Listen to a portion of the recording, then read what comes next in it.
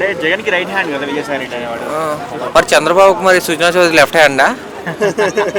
CM Ramesh ఉండేవాడు టీడీపీలో. Government పోగానే దేంట్లోకి వచ్చిండు? బీజేపీ. ఇంకోటి ఎవరు సుజనా చౌదరి గారు ఉన్నారు, టీడీపీలో ఉండేవారు. దేంట్లోకి వచ్చారు? బీజేపీలోకనే వస్తాం. వీళ్ళంతా బిజినెస్ మెన్స్.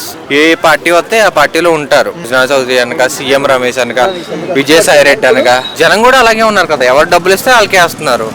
జనాల్ని అంటకలేదు, ఇటు పొలిటీషియన్లే అంటకలేదు.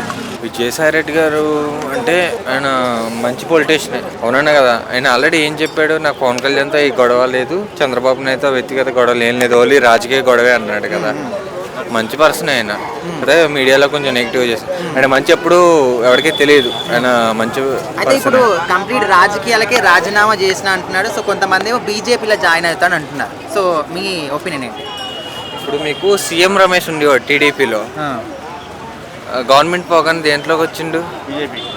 అంతే, అది బీజేపీకి వచ్చిండా. ఇంకోటి ఎవరు సుజనా చౌదరి గారు ఉన్నారు, టీడీపీలో ఉండేవారు. దేంట్లోకి వచ్చారు? బీజేపీలోకనే వస్తాం. ఇప్పుడు బీజేపీ అన్నది సెంటర్లో పవర్లో ఉంది.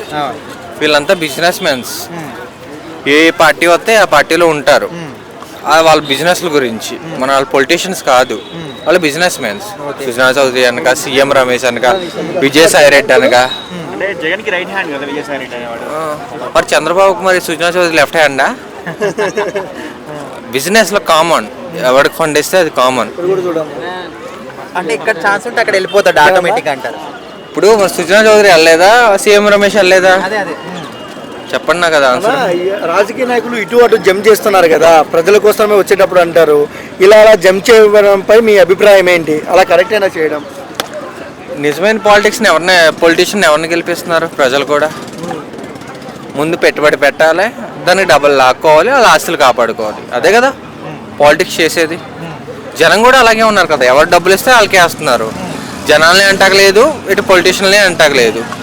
మరి డిప్యూటీ సీఎం గురించి ఏం చెప్తారు? పవన్ కళ్యాణ్ గారి గురించి.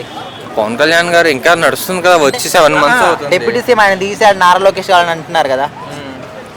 అదే CM Pawan Kalyan, deputy CM అదే నారా లోకేష్ అయితే బాగుంటది.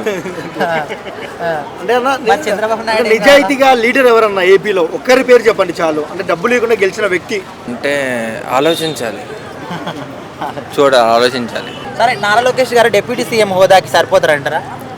డిప్యూటీ సీఎం అదే అంటే ఇప్పుడు ఐటీ మినిస్టర్ అయ్యారు కదా, ఆల్రెడీ ఆయన చేస్తున్నారు కదా. సరే, ఇప్పుడు మీరు అన్నారు పవన్ కళ్యాణ్ గారు సీఎం అంటే డిప్యూటీ సీఎం కావాలండి. మరి చంద్రబాబు నాయుడు గారి పరిస్థితి ఏంటి? సెంట్రల్ మినిస్టర్ అవుతారు, ఇంతవరకు అవ్వలేదు కదా.